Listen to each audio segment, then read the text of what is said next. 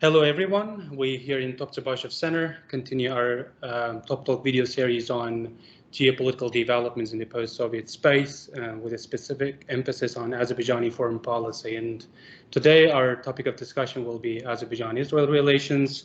With my guests, we'll try to shed some light on certain aspects of Azerbaijan-Israel partnership, especially against the background of the most recent high-level visit of Israeli officials to Baku and ensuing discussions on future prospects of cooperation between the two countries in the field of agriculture. These and other issues I will discuss with my guest, Dean Shmuel Elmas, Israeli journalist covering Turkish world. Dean, thank you very much for accepting our invitation and joining our program. Thank you very much. So my first question is a bit general one, like introductory, and it's already a well-established fact that military economic partnership between Israel and Azerbaijan has a great strategic value for each country's foreign policy, and it was, I think, best manifested during the Second Karabakh War when Israeli drones played a crucial role in eventual Azerbaijani victory. So what do you think, what kinds of change and continuity have we observed in Israel-Azerbaijan relations since the end of the Second Karabakh War? First of all, before the war, we saw that the criticizers of the bilateral relations between Israel and Azerbaijan say that this is some kind of oil for weapons relations, but the reality proved the opposite. The Israeli government and the Israeli top-level companies are taking major part in the reconstruction of Karabakh from the severe damages of the Armenian occupation era. Experienced water transportation like Mekorot or agrotech companies such as Netafim, they are Israelis, are involved. And moreover, we can see the tremendous efforts and achievements of the Israeli ambassador in Baku, George Dick. He has been in Karabakh for several times to try to help as much as he can, and even more than that. We saw, for example, the Israeli involvement in the new smart villages of Karabakh. Mr. Dick helped also with an Israeli world-class doctors who came to Baku. They helped the injured men from the war, children, and much more. Yes, and my second question also is about like a formative event. Like example is Ukraine war, Russia's occupation of Ukrainian territories and its implications for the countries in the so-called post-Soviet region, and of course Azerbaijan, and it created huge food insecurity for the countries dependent on especially wheat supplies from Ukraine and Russia, mostly we can call them breadbasket of the world economy. So, after that, Azerbaijan, like other countries, began to look for alternatives because Azerbaijan is mostly dependent on Russia for wheat supplies. In 2025, we imported 95% of wheat from Russia. So now Azerbaijan is looking for alternatives and developing its agricultural sector, which is now meeting only about 20 to 40% of domestic production, domestic needs. So what do you think, how Israel, an agriculturally developed, technologically developed country, can contribute to Azerbaijan's agricultural development in such dire period of time? If we look on the Russian invasion to Ukraine, we see two major problems on the worldwide level. First of all is the lack of energy, and secondly is the food insecurity. The Israeli agrotech sector is, in my opinion, is the best of its kind, and we know that the Israeli Treasury Minister Avigdor Lieberman has visited Baku in April, and the Agriculture Minister Oded did the same on May. Moreover, agricultural companies from Azerbaijan and Israel attended the Azerbaijani-Israel Business Forum. I am sure that because of the entire history of the successful Israeli-Azerbaijani bilateral relations, in each of every sector, we will see the Israeli and Azerbaijani relevant ministries shaking hands and develop top-class infrastructure for wheat in Azerbaijan. On this way, this is a win-win situation. On this way, Israel will be able to receive Azerbaijani grain, and those criticizers of the Israeli-Azerbaijani relations will be required to find new excuses for the allegations against Baku and Jerusalem as well. Yes, and let's move on to like geopolitical part of. I mean, in the context of recent developments in the wider Middle East region. I mean, specifically the recent thaw in Israel-Turkey and then Israel-Gulf relations normalization with Saudi Arabia and like Abraham Accords with United Arab Emirates and Bahrain, and at the same time, or on the other hand, these countries' financial involvement in the reconstruction of Karabakh, especially in the renewable energy sector, UAE's Masdar and Aqua Power of Saudi Arabia are involved in the reconstruction process. They are investing highly in Azerbaijan, especially in Karabakh and Eastern Zangezur regions. What do you think? What is the implications of this recent thawing by Israel's relations with these countries for Azerbaijan's regional security policy? First of all, I've got to say that on March 2021, I wrote an article for the Jewish newspaper of Turkey, Shalom, and say that Israel and Turkey must unite against the common threat, Iran. At the time, no one else recognized any sign for warming relations in the near future between Ankara and Jerusalem. But I've got to say that if we look on the bigger picture between the Gulf countries, Israel, Azerbaijan, Turkey, maybe even more countries on this region, the common threat is Iran, and I believe that one of the main reasons why we see the Saudis are becoming more closer to Israel is Iran. And because of that, we see more Israeli businessmen fly to Riyadh, for example. That it is an historic development. We've got to say, as Israelis, this is. I can't compare it to something in Azerbaijan. Maybe it's like the top class Azerbaijani businessmen that will fly to Yerevan.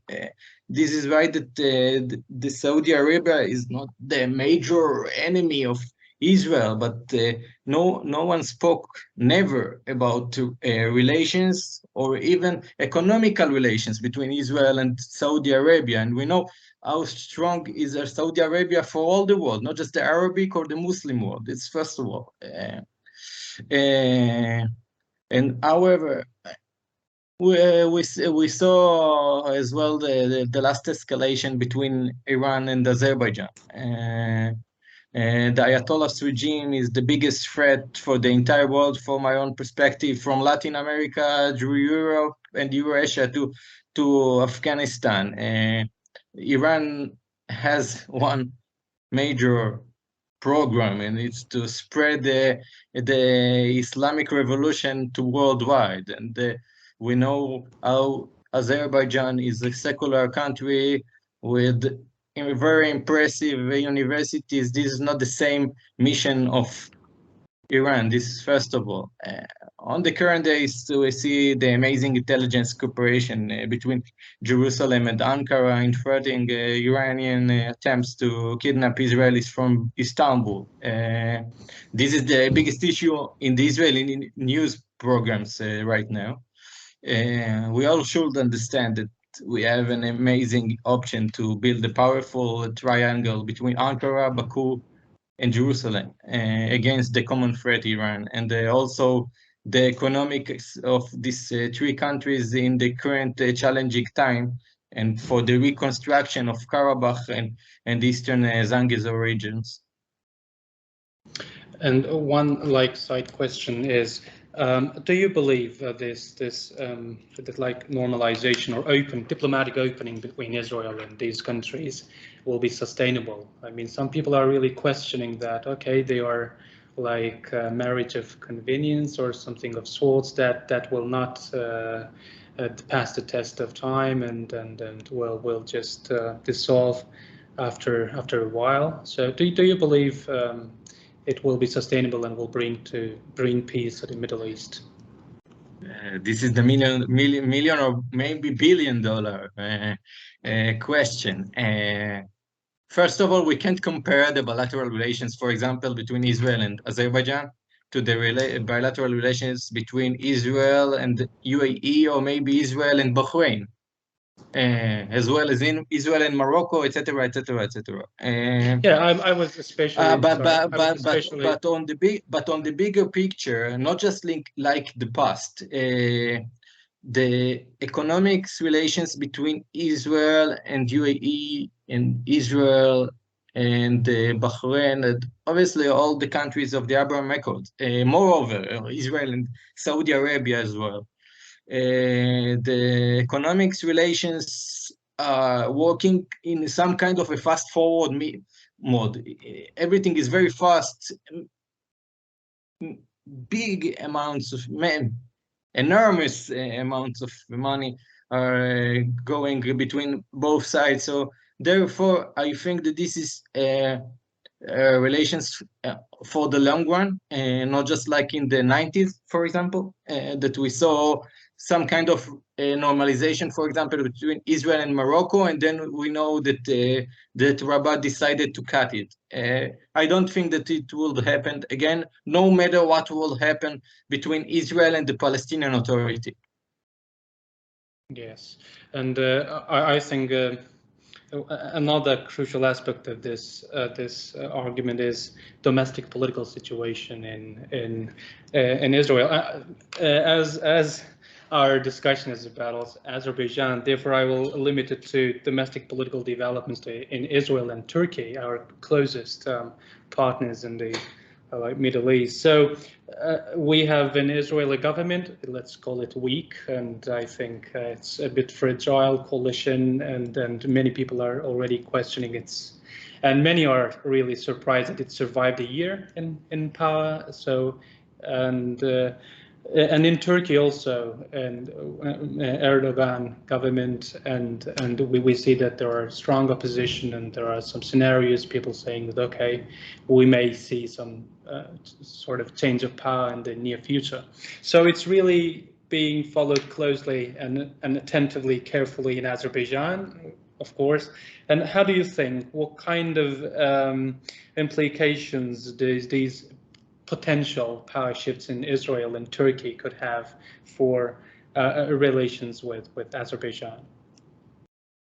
First of all, domestic power shifts in Israel have never brought a change in Jerusalem attitude towards Baku. Let's face it, this is not about the Baku. The Israeli-Azerbaijani relations is not a political issue in Israel. We have a consensus in Israel that this is one of the most important relations for Israel worldwide. This is why this is not the Israeli-American relations, but this is a very, very big issue for Israel. Moreover, Azerbaijan is a very good friend of Israel and will stay appreciated, as said.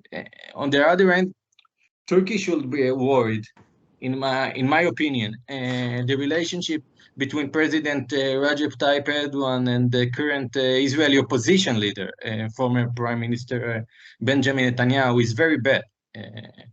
Maybe the baddest of the relations between Israel and Turkey. This is not like President Ilham Aliyev, for example, that each of every Israeli politician respect or even admire. This is not the same situation. This is maybe the opposite. Erdogan and Netanyahu are not able to trust each other, in contrast with the situation between Ankara and the current Israeli government, that they are unstable at all. You have too many parties in a very small government. This is the biggest issue, the major issue that I think that any government can get. if the Turkish government want to be hurried to complete the normalization process with Jerusalem, they will miss an historic opportunity. And I guess that President Erdogan's interest is to get an amazing achievement for Turkey foreign relations at the start of the election here in Turkey. And maybe we will see, we might see a situation that we will have an elections in Israel and Turkey at the same time. Because not like in Ankara, the Israeli government is in a very severe situation, and the question of the elections is not if, it's about when. So this is the situation, the very sensitive political situation in Israel right now. Oh, Dean, thank you very much for an insightful discussion, and we hope that we'll see you in our program in the nearest future again. Thank you for your time. Thank you very much.